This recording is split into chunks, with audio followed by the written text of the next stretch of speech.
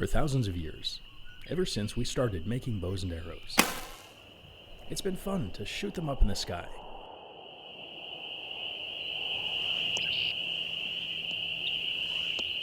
Today I'm making a set of fancy arrows for aerial shooting. They're not designed for any world records, just the joy of flight. The custom music in my videos was a gift from the brilliant guitarist and my cousin, Marcos Topolanski Quintero. You can hear more of his work on iTunes, Spotify, and in my bowmaking tutorials.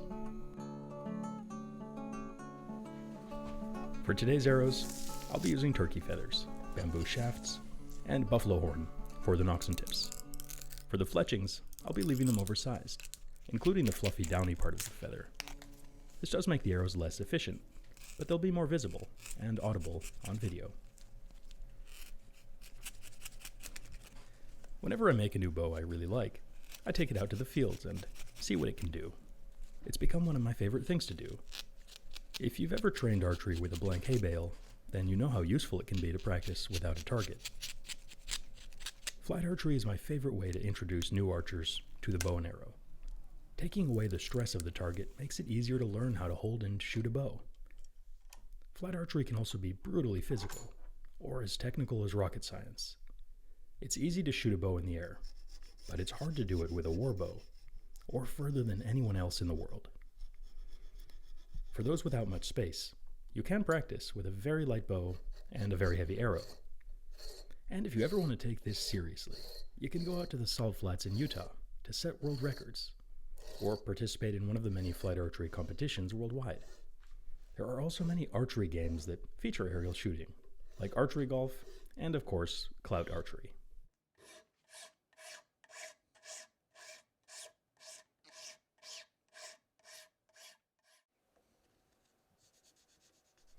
Okay, so now we have the blank nock end fitted to the bamboo shaft.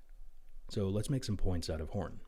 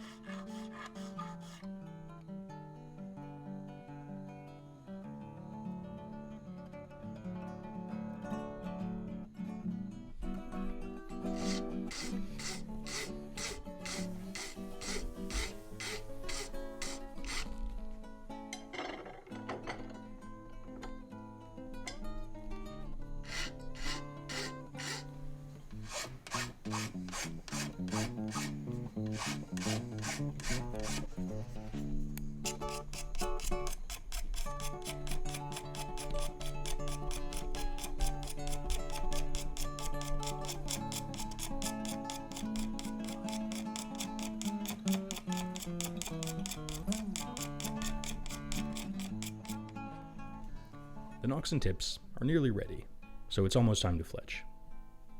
Whenever I do this, I get some questions about my choice of glue. Well, glue is not my hill to die on, and for me, using modern glue doesn't spoil the experience. I would go very far out of my way not to use a fletching jig, so I prefer to fletch arrows freehand in a more relaxed, traditional manner. While wood glue works fantastically for this, hot melt glues have a really efficient workflow, and they set up much quicker. Traditionally, hide glue was used, or glues made of tree resins, like pine pitch. With this style of fletching, the glue is a backup anyway, and it's the wrapping that really holds down the feather and protects the archer.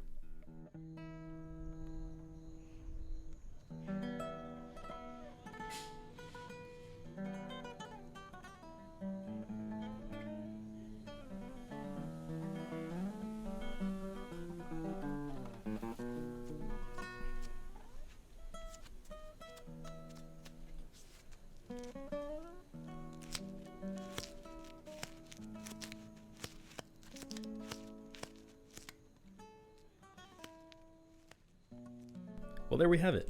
Bamboo arrows with horn nocks and tips. If you have any questions about these arrows or making bows and arrows, let me know in the comments.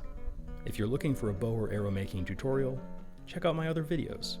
And as always, if you need any help with your builds, visit me at Reddit's r/bowyer and we'll get you through it. Until the next one, may your arrows fly true and far.